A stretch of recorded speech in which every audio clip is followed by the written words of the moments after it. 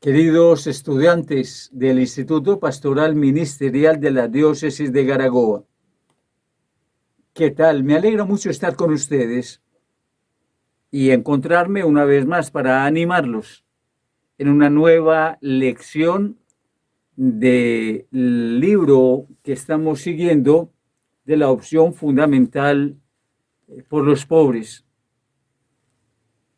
Es un tema que obedece fundamentalmente a la estructura misma de la Iglesia. La Iglesia nunca ha estado ajena al tema de los pobres, nunca. Es que es de la esencia, es de la naturaleza.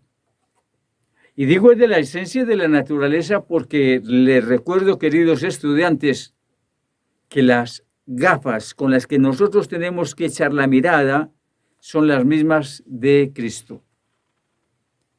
Por lo tanto, recuerden siempre la primera lección: tener los mismos sentimientos de Cristo, para tener la mirada sobre los pobres, no simplemente como un sentimiento personal o como un desprecio de algunos de nosotros o de la sociedad de hoy, no. Nuestra preocupación por los pobres es fundamentalmente porque es la tarea que como creyentes queremos hacer siendo fieles a Jesucristo. Y si el Señor Jesucristo se ocupó de esta manera de los pobres, no menos nosotros. Estamos necesariamente vinculados y obligados por la fe a tener los mismos sentimientos de Cristo, a ser como Cristos. Y si Cristo se empeña en los pobres, se ocupa de los pobres, evangeliza a los pobres, también el creyente debe hacerlo, le corresponde hacerlo por naturaleza. Por eso, este año, en esta opción, es decir, este volver otra vez a las raíces de la fe, a la fundamentación de nuestra fe, este año la Iglesia Diocesana ha hecho una opción fundamental por los pobres. Y el tema es precisamente ese y en eso estamos. Pues bien, queridos hermanos, para este encuentro, para este nuevo encuentro, para esta nueva lección, nos vamos a situar en el tema 11 de este libro. Nos situamos en la página 86. El tema es las nuevas preocupaciones de la Iglesia por los pobres en la modernidad. Van surgiendo circunstancias nuevas en la historia, tiempos cambiantes, nuevas realidades, y mientras se va dando esa perspectiva nueva, pues la Iglesia también tiene necesariamente que hacer unas opciones según las circunstancias. Hasta donde nos hemos venido caminando, el mundo tenía una centralidad puesta en Dios. Llegamos la última vez a hablar de San Vicente de Paúl. Cuando se da esta época, cuando estamos viviendo comienza al mismo tiempo un cambio en la mentalidad del ser humano. Radical, profundo.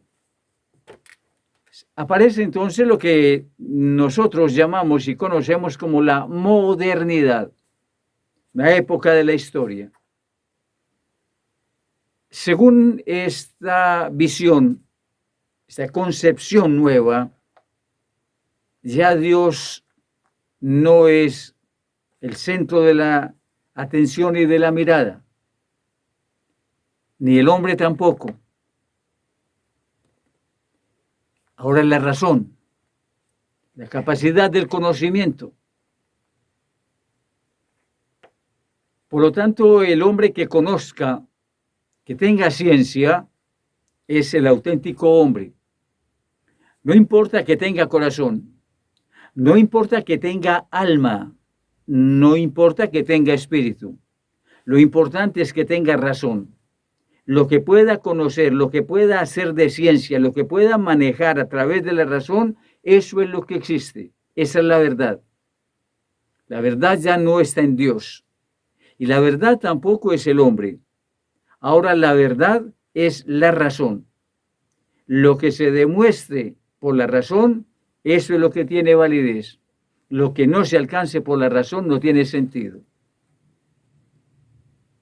Que puesto entra a jugar entonces el hombre, Dios, y qué puesto entra a jugar entonces el pobre en la modernidad. Esto es importantísimo y es una problemática seria, porque los pobres siguen siendo una realidad, pero la ciencia se sitúa al margen de esta realidad. Es que los pobres no caben en la cabeza. El hombre que se dedica a la investigación, que se dedica a la razón, se fastidia incluso con el grito y con el clamor de los pobres, que lo desconcentra. El hombre que se dedica a la razón tiene que gastar mucha plata precisamente en inventos, en ensayos, en fracasos y en volver a hacer nuevos experimentos. Son los altos costos de la experimentación. Por lo tanto, tampoco puede dedicar a los pobres dinero, recursos, porque se necesitan para cuidar y cultivar la razón. Todo ese ambiente que estoy mencionando va a ser un nuevo despertar en la humanidad. Va surgiendo entonces la ciencia como tal, un corpus de ciencia, un nuevo cuerpo de la elaboración de la ciencia. Dios va desapareciendo. El hombre se va cimentando en cuanto que tenga capacidad de conocimiento. Surge la imprenta, surgen los nuevos descubrimientos de continentes. Es un nuevo quehacer, una nueva visión, un nuevo panorama. El hombre empieza a tener un nuevo dominio sobre el mundo. Ya no es Dios el que domina el mundo, sino el hombre a través de la ciencia que domina el mundo. Además, ya el centro de gravedad, el centro de todo no es la Tierra. Ahora es la Tierra la que está girando en torno al Sol. Y el Sol, además, no es el centro. Además, el Sol hace parte de otra serie de universos y de planetas. Qué cosa tan extraordinaria empieza a abrirse y a descubrirse. Se engrandece el mundo del conocimiento y el mundo de los hombres. Y en medio de todo eso hay una realidad, los pobres. Pues bien, entonces surge también unas nuevas preocupaciones de la Iglesia por los pobres. En América, al darse el nuevo descubrimiento de este territorio, se hace necesario afrontar el problema con unos personajes, una serie de personas que han traído cazados como animales del África y son tratados como animales. Entonces la Iglesia va a surgir con fuerza y con vehemencia para defender al negro como ser humano y su dignidad. No hay que tratarlo como un animal, es un ser humano. Y va a surgir entonces un defensor de esos esclavos, San Pedro Claver, sacerdote español. Nuestro estudio nos va a permitir volver sobre esa realidad. Pero cuando llegan también portugueses y españoles, empiezan a maltratar a los indígenas. Son los que están en esta tierra, en este territorio. Pero empiezan a quitarle las tierras, a robársele el oro, a matarlos y a desaparecerlos.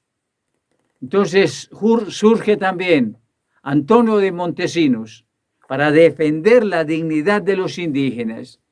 La Iglesia, la voz de la Iglesia, defendiendo el ser humano, a la dignidad del negro y del indio. Como en Europa continúan también en medio de los grandes desarrollos que se están presentando, continúan también los grandes cordones de miseria.